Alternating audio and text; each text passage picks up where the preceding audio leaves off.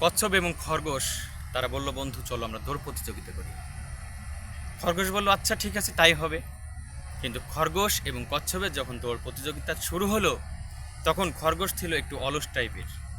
খরগোশ ভাবলো, কচ্ছপ তো যেতে অনেক সময় লাগবে, আমার যেতে তো কম সময় লাগবে, আমি একটু বিশ্রাম নিয়ে নিই। যেই বিশ্রাম নেওয়া শুরু করলো, তখনই খরগোশ ঘুমায় পড়লো। ঘুম থেকে জেগে দেখে তার বন্ধু কচ্ছপ তার গন্তব্যে পৌঁছে গেছে। তখন সে হেরে গেল। তখন খরগোশ বলল, বন্ধু চলো আমরা আবার দৌড় প্রতিযোগিতা করি। তখন কচ্ছপ একটি টেকনিক খাটিয়ে বলল, বন্ধু আমরা সোজা পথে না গিয়ে পানি পথে দৌড় প্রতিযোগিতা করতে চাই। তখন খরগোশ বলল, বেশ তাই হবে। তখন তারা দৌড় প্রতিযোগিতা শুরু করলো। কিছু দূর যেয়েই দেখে তারা একটা নদী পেল।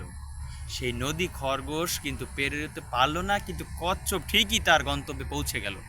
তখন কচ্ছপ যে বলল, বন্ধু এভাবে কখনো আগানো যায় না, চলো আমি তোমাকে সাহায্য করি। কিভাবে?